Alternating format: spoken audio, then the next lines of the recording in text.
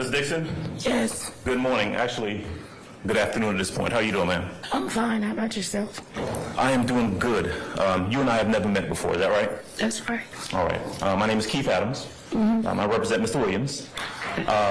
Do you know who Jeffrey Williams is? I do. Okay. You see him in his courtroom, right? Yes, All right. Do you know him as an entertainer? yes, All right.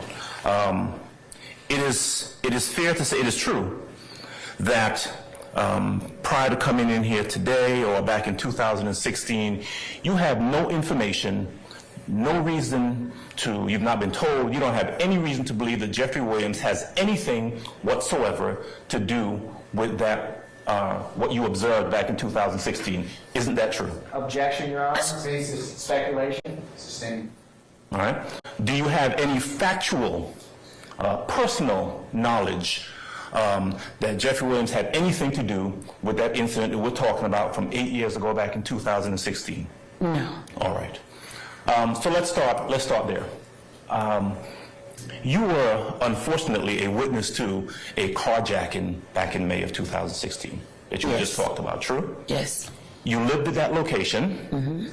You, if I heard you correctly, you had gone about essentially your regular day's business. You'd done some running around, you dropped off your child, you picked up your child, and you came back home, true? true. All right. Trontavious Hill is your neighbor. That's the woman who, unfortunately, was the victim of that robbery, right? Yes, And you come back, you don't expect, and you're certainly not anticipating that you're going to see anything like what you saw on that day. correct.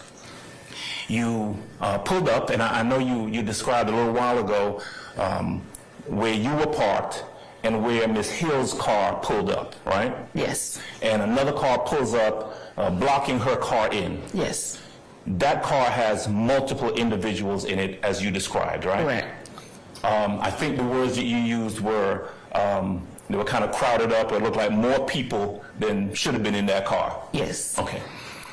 Someone gets out of the back of that vehicle, the back driver's side of the vehicle, right? And that is the person that you saw go up to Miss Hill's vehicle. correct. You'd never seen that person before. Never seen that person. Looks like a young person, Yeah, all right? African-American young man. yes, Okay. You didn't see a gun or anything like that in the person's hand. it was something there because it frightened her so bad that she literally just was shaking. Okay, could have been, but you didn't actually see, you didn't see a gun in that person's hand, right?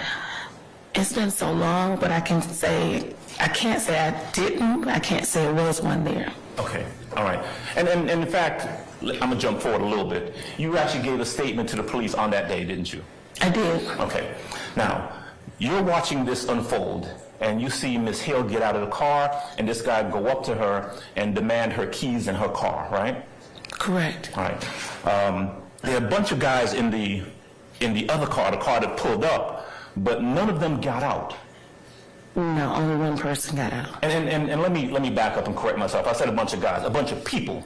Yes. Right? All right. And you were not able to see with any certainty, specificity, you can identify the descriptions of the people in that car. No. Okay. I'm going to go out on a limb, and you tell me if I'm right, that you're a pretty observant person. I am. Okay. You're attentive to detail, I would guess. Is that Yes. right? Okay. And so you see this young guy get out, take Miss Hill's car, and he drives off in the car. He had to wait till the other car he got out pull off first, but he did drive. And then he followed that car out. Yes. Obviously and understandably, Miss Hill and her child appear to be pretty shaken up from what had just happened, right? Correct. If you had to describe the guy that you saw take her car, would you describe him as kind of a heavy-set person? No, that person was not a heavy-set person. Okay, were they tall, short? Medium, maybe about 5'9". Okay, Wasn't too short. okay. So 5'9"-ish, brown complexion, light complexion, if you had to That describe? was a brown complexion. Okay, all right. You'd never seen that person before, right? You never saw that person anytime after that. No. Okay. You spoke to the police on that day, Correct.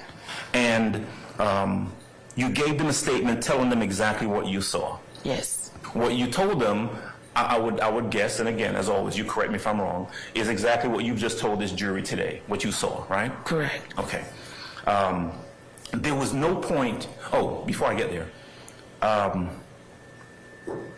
you didn't see either the person getting out of the car or anyone in the car. You didn't hear them say anything specific other than the guy who said, give me your keys, give me your car. Correct. Okay. No one else said anything. There wasn't any yelling back and forward from the guy who was doing what he was doing to the guys in the car. No. Okay. You didn't see anyone making any gestures or throwing up any signs or anything like that? No. Okay. What you were observing, and I hate to say it, but was kind of, ordinary is not the right word, but it was a carjacking. You saw someone being carjacked, right? That's what I saw. That's the crime that you were observing at that point. At that point. Right. A singular individual, Correct. the other people in the other car, taking that woman's car. Correct. No indication as to what it was about other than a car theft, right? That's all I thought that day. Okay. Now, moving forward after you speak to the police, Correct. were you ever contacted at any time after that? Now, we're talking, this is 2016, May of 2016, right? Correct. Were you ever contacted any time after that by the police to show you a lineup or to come make an identification or anything like that? No. Okay. Were you ever contacted by the police at any time after that to give any further statements or any addendums or additions to your statement? Anything like that ever happened? No. Okay. Did you ever have to come to court? Besides today, were you ever called upon to come to court for any No. sort of testimony or anything like that? This is the first. That was the first. Okay. So if we're in 2016, right, for the incident, and today we're in 2024, is it fair to say that the first time you hear anything about this incident after 2016 is what, maybe a couple months ago, a couple weeks ago? Yes. Okay. I'm going to presume, and again, correct me if I'm wrong, you get a call from the DA's office in regards to what you saw back in 2016. Correct. Okay. You don't know anyone in this courtroom, do you? No, not personally. Okay. You don't have any personal knowledge, you yourself, personal knowledge that anybody sitting in any one of these seats, anywhere in this courtroom, had anything whatsoever to do with what happened in May of 2016, do you? No. All right.